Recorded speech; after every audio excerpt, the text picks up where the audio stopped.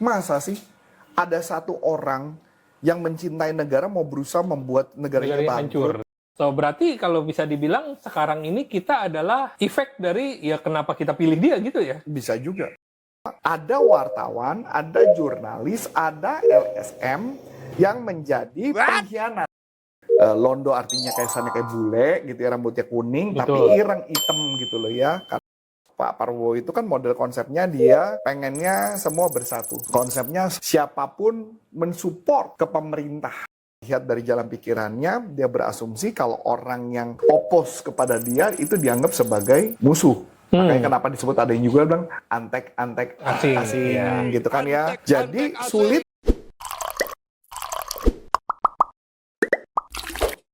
Sobat NLP, kita tentu tahu presiden kita siapa dan kenapa dia blunder terus. Kita akan bahas dari sudut pandang NLP bersama Coach Antoni Sarif. Halo Coach, apa kabar? Baik. Senang banget kali ini bisa saya yang bawain NLP for Business. Betul, ya. Sobat dan NLP, Coach Afner ini juga, kenapa saya manggil Coach? Karena beliau juga adalah tim dari Corpora Consulting dan tim dari Sales University dan juga beliau adalah practitioner of NLP. Nah, jadi mudah-mudahan dengan model format baru jauh lebih berbobot nih. Mudah-mudahan biar bebannya biar berat dulu ya. Ya, karena gimana pun juga seberbobot-bobotnya kembali lagi netizen yang menilai. Iya, betul. Ngomong-ngomong soal netizen yang menilai, ada lagi nih yang lagi dinilai sama netizen, Coach. Apa tuh? Ucapan pidato presiden kita yang tentang Londo Ireng. Tuh, saya baru tahu tuh Londo Ireng. Belum tahu? Belum tahu. Nanti Coach nonton videonya ya. Kita pause dulu ya. Kita pause dulu. Itu yang dulu kita sebut Londo Ireng. Ya, jadi gimana menurut Coach? Oke, saya baru nonton nih tentang Londo Ireng. Jujur tadi saya nggak tahu, karena benar-benar nggak ngerti. Tapi kita mau coba ngomong konteksnya dulu ya. Konteksnya dulu, frame-nya dulu, dan dugaan. Mudah-mudahan saya nggak salah. Kalau saya salah nanti kan, karena kita nggak tahu ya. Nanti kan, kita dikira menggiring opini. Menggiring opini, atau kita juga jadi Londo Ireng kan. Iya. Nah, jadi tugas saya kan adalah mencoba menerjemahkan atau mencoba memahami konteksnya itu ya. Kalau saya ngeliat konteks yang pertama adalah konteks Pak Prabowo itu kan model konsepnya dia pengennya semua bersatu. Konsepnya siapapun mensupport ke pemerintah gitu loh ya. Konsepnya. Jadi konsepnya beliau adalah semua mengarah ke negara, support ke negara gitu ya. Apapun yang keluar kebijakan dari beliau itu semua setuju. Nah, hanya ada bagian yang menurut saya yang beliau agak lupakan. Kita ini adalah negara republik, yang dimana negara republik ada anggota DPR. Sebenarnya kalau ditanya yang namanya republik itu kan konsepnya adalah ada yang setuju, yang mensupport pemerintah, dan ada pihak oposisi. Ditambah kita negara demokrasi. Dan gitu kita negara demokrasi. Fungsi oposisi adalah sebenarnya juga tidak bagus kalau nyerang kebijakan yang bagus. Tapi paling enggak dia mengingatkan untuk kebijakan-kebijakan yang kurang tepat. Ya saya juga tidak setuju kalau misalkan terjadi penyerangan dalam konteks pribadi, saya juga setuju. Tapi kalau mama konteksnya kita ngingetin, menurut saya itu boleh dipikirkan. Jadi balik lagi ke konteks Londo Ireng. Londo Ireng itu kan konsepnya di zaman dahulu, di zaman Belanda, jadi beberapa orang yang bekerja under VOC ya, karena jangan nanti kita nyebut negara, tapi adalah VOC. Ketika dia nyupport VOC, maka orang itu disebut namanya Londo Ireng. Jadi Londo artinya kayak bule gitu ya, rambutnya kuning, tapi ireng hitam gitu loh ya, karena orang-orang kita kan kulitnya hitam dan rambutnya juga hitam, jadi maka disebut Londo Ireng. Beliau memberikan satu buah statement adalah bahwa wartawan, LSM atau jurnalis itu bagian dari Londo Ireng, walaupun dia tidak melabel langsung, dia tidak juga ngomong semua wartawan, dia cuma bilang ada yang namanya Londo Ireng, contoh gitu wartawan, jurnalis, LSM, dia tidak nyebut bahwa semua. Tapi spesifik banget, Coach. Ya memang spesifik. Sebenarnya kalau saya ngelihatnya konteksnya bisa juga kan namanya contoh. Kalau contoh kan bisa aja ada contoh-contoh lain sebenarnya kan gitu loh. Kalau saya ngeliatnya gitu ya. Kenapa saya bisa melihat itu? Karena ketika saya mempelajari tentang filsafat gitu ya, mempelajari juga khususnya tentang Alkitab gitu juga dan sebagainya, karena ketika orang menyampaikan sesuatu, informasinya tidak lengkap. Mungkin juga karena waktu, mungkin juga karena tidak tercetus, itu cuma sebagai contoh. Tapi kalau ditanya, kan dia nggak ngomong bahwa semua, tapi contoh.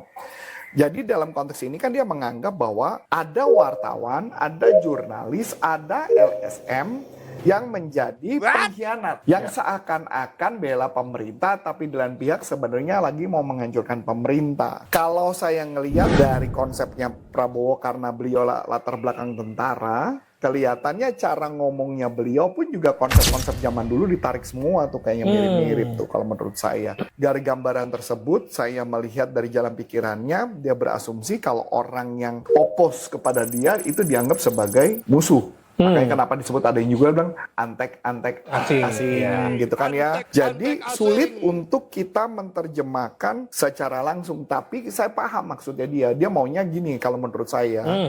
Intinya kalau saya ini punya perusahaan, tolong ya semua support saya. Jangan ada yang komplain, jangan ada yang mengkritik. Pokoknya kebijakan saya bagus. Nah dia keberatan. Walaupun sebenarnya kalau kita lihat ketika ada kejadian-kejadian tertentu kayak kasus MBG. Toh juga akhirnya kan diganti. Ketika diganti, toh juga memang diganti dengan orang yang capable. Tapi kan rakyat juga kesel. Maksudnya keburu udah bocor berapa banyak dana dan sebagainya. Udah keracunan segala macam. Udah keracunan semacam. Kenapa nggak dari dulu aja lu dengerin gua gitu loh. Maksudnya kan rakyat kan gitu. Tapi di lain pihak saya juga dengar kan sekarang malah mereka lagi membekukan beberapa para pekerja non-ASN yang ternyata tidak melakukan tugas dalam sebagai di MBG tersebut, yang artinya tuh bagus, walaupun mungkin beliau memilih kebetulan orang yang lagi kurang tepat. Tapi di luar konteks itu kita paham bahwa seorang yang hebat sekalipun bisa saja salah. Betul. Nah, jadi buat konteks kita bagaimana manusia, bisa saja Prabowo salah pilih. Udah gitu aja gampangnya. Saya juga ngerti ya, sebenarnya kan gini ya, kalau mama saya kerja di perusahaan kan saya nggak mau ada yang ribut sama saya gitu ya. Betul. Nggak mau ada yang oposisi sama saya. Nggak mau ada musuh kita kan. Nggak ada musuh. Tapi di lain pihak yang serba salah adalah perusahaan saya bukan republik. Betul. Perusahaan saya bukan demokrasi. Perusahaan saya konsepnya adalah kerajaan kalau bisa jadi. Betul nggak? Karena kerajaan artinya apa? Tergantung dari titah raja atau perdana menteri yang punya kebijakan yang lebih sifatnya sentralisasi. Yang lebih sifat sentralisasi. Kalau mama di sana kan demokrasi mau nggak mau harus ada posisi. Betul. Ya kalau saya kan kalau perusahaan masa saya ngerekrut orang oposisi kan nggak mungkin. Karena kompetitor kita kerajaan lain. Kerajaan lain. Nah itu yang gambarannya. Jadi mungkin memang cara Pak Prabowo kalau mama konsepnya adalah kerajaan mungkin akan jauh lebih tepat ya.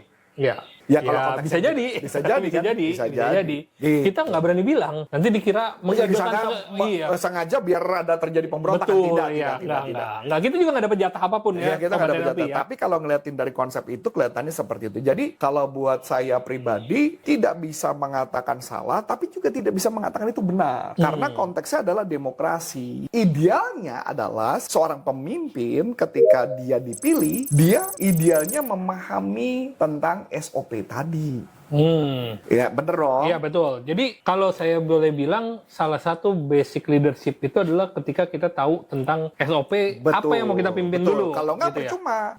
Tapi yang menarik adalah kalau kita lihat tadi pembahasannya ya yang dari awal, saya tertarik dengan bagaimana caranya Coach Arief bisa menyelami cara pikir Pak Prabowo gitu ya. Kalau saya boleh tahu gitu ya, apakah ini adalah kaitannya dengan topik kita gitu? Ada kaitannya dengan kemampuan kita yang sudah belajar NLP sehingga mungkin kita bisa melihat satu case itu dari berbagai sudut pandang. Sedangkan kan kalau netizen nggak sejalan berarti musuh gitu ya, berarti kita harus serang. Cuman saya melihat bahwa ada analisa-analisa mungkin cara pikir Prabowo seperti ini. Nah itu seperti apa, Coach? Pada dasarnya yang pertama yang saya akan pegang dulu ya, konsep adalah sebab dan akibat. Saya percaya dulu konsep sebab akibat dulu. Jadi nggak mungkin ada akibat kalau nggak ada penyebab. Betul. Nggak mungkin seseorang diomelin kalau dia nggak ada kejadian. Itu dulu sebab akibat. Nah, konteks sebab akibat kalau di dalam NLP ada rumus juga. Ada yang menyebut bahwa cause harus lebih besar daripada efek. Jadi C sama dengan lebih besar daripada efek. Yang artinya cause penyebab dan efek adalah akibat. Kalau Anda mau sukses dalam bidang apapun, kita harus menjadi penyebab, bukan jadi akibat. Karena kebanyakan orang gagal adalah karena kita memposisikan diri kita menjadi efek atau akibat. Saya begini, saya menjadi susah, saya nggak punya omset, saya gagal, saya cerai dengan pasangan saya selingkuh, whatever apapun, itu karena saya korban dia. Saya korbannya. Artinya sudah ada hal yang terjadi sebelumnya. Betul. Kita adalah akibatnya. Kita akibatnya. Nah, lucunya, menariknya, semua orang akan bertahan di bagian akibat, bukan di sebagian sebab. Sedangkan dalam NLP mau mengajak kita untuk melihat dari sudut sebab dulu. Nah, saya coba bicarakan contohnya, contoh nyata. Ada aja kejadian, baru aja ada kejadian tertentu di hari, saya lupa hari Sabtu kalau nggak salah. Hari Sabtu berkaitan dengan keponakan saya. Keponakan saya, dia sama anggota OSIS atau anggota OSIS atau apapun Di sekolah ini di sekolah settingnya. di dalam konteks SMA kelas 2 dan sekolah-sekolah Katolik gitu ya, ditarik rambutnya dianggap rambutnya kepanjangan. Oke, cowok. Cowok. Oke. Menariknya dia ribut. Kan saya sudah potong rambut, dia nggak terima. Oke. Pertanyaan menarik, potong rambutnya udah sesuai aturan sekolah atau enggak? Itu yang menjadi penyebab. Sedangkan dia di posisi akibat. Begitu juga kan, artinya kalau kasih gambarannya kan adalah segala hal di dunia ini ada sebab dan akibat. Jadi misalkan Prabowo lagi ngomong sesuatu, bisa jadi dia di posisi akibat. Betul. Iya. Iya nggak? Betul. Tapi ada penyebabnya. Yes. Nah mungkin kalau saya perhatikan modelnya dia adalah tipe yang merespon. Jadi tipe bukan proaktif ya, reaktif gitu ya. Baper nggak tuh hitungannya? Ya kalau orang sekarang bilangnya baper. Baper ya. Tapi kita nyebutnya reaktif. Jadi artinya ketika ada orang ngomong sesuatu, dia merespon dari sebuah situasi itu kalau dalam NLP gitu ya. Responsif. Responsif banget. Responsif artinya begitu ada kejadian langsung balikin. Kejadian langsung balikin. Kejadian langsung balikin. Mungkin itu, latar belakang mempengaruhi ya. Tentara kan memang gitu ya. Iya. Masa ditembak nggak balas tembak? Iya dong, betul Iya. dong. Tentara kan yang pertama kan bukan nembak dulu kan. Oke. Dia akan melakukan sesuatu dulu, bertindak dulu, tapi kalau orang nembak dulu baru kita balas. So, berarti kalau bisa dibilang sekarang ini kita adalah efek dari ya kenapa kita pilih dia gitu ya. Bisa juga. Tapi dari gambaran tersebut kita lihat satu hal. Ada sebab dan akibat. Saya cenderung lihatnya gini sih ya. Masa sih ada satu orang yang mencintai negara mau berusaha membuat negaranya bangkrut. Nah ya. itu yang saya ngeliatnya sudut itu. Tapi kalau bilang, bisa aja kok dia bikin bangkrut. Enggak sih, kayaknya saya nggak yakin ya. Mungkin ada kebijakan salah. Mungkin ada tindakan salah. Mungkin ada tindakan yang kurang tepat. Atau tidak sesuai dengan orang lain. Atau tidak sesuai dengan orang lain. Tapi kayaknya untuk menghancurkan negara kayaknya I doubt it deh kayaknya untuk hal itu. Nah itu dulu jadi gambarannya. Jadi yang pertama adalah cause effect. Yang kedua adalah framingnya. Jadi kita bisa gali apa dasarnya. Dan kemudian kalaupun kita nggak punya, kita bisa ngelihat dari beberapa faktor-faktor sejarah yang kita menduga apa alasan dia pengambilan dan sebagainya.